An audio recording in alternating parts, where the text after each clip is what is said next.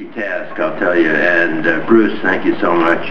Bruce has a responsibility with Craig Russell running Imagineering now, and that's a big task.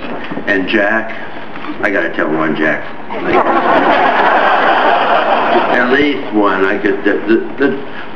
Dwayne was Jack's bulldog, and he had an affinity for my left leg.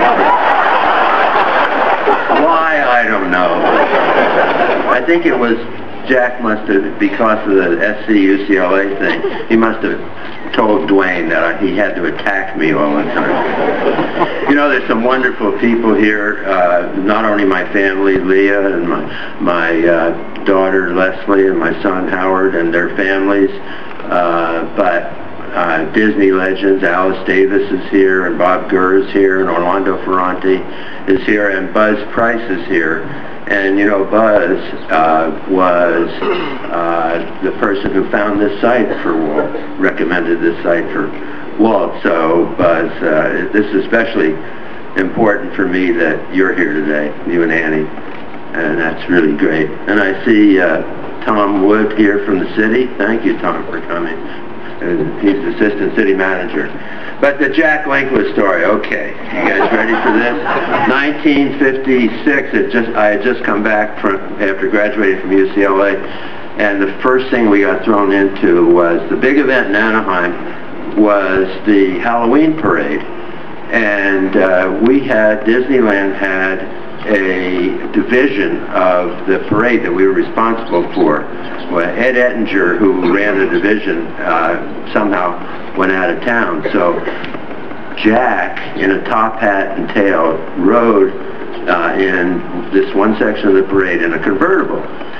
And behind him, spread out for a long distance, to manage the 2030 Club of Fullerton, their job was to clean up after the horses, was the rest of the PR staff at Disneyland, including me.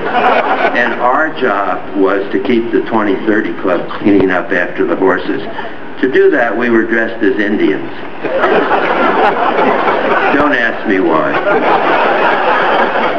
Well, after going the miles that this parade encompassed, we then went back to the Disneyland Hotel, to the gourmet restaurant, and it turned out that the Topper band, which led the parade, was having dinner there, and Fred Werder, who ran the restaurant, was panicked because the entertainment hadn't shown up for the band, and he had all these people that were having dinner, and they were promised entertainment.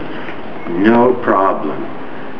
This group, a man in a top hat and 5 Indians, agreed to perform for this entourage, but only on one condition. The condition was that they had to feed us first, because we were hungry. Well, as soon as dinner was over, the performance started, and here's how it happened. The man in the top hat and tails went up to the head table and he said, "Here's what I do. I pull out the tablecloth without disturbing any dishes." And he did. And as the dishes fell all over the floor, the Indians ran. And I don't know what happened to Jack, but I do know that we were out of that hotel so fast.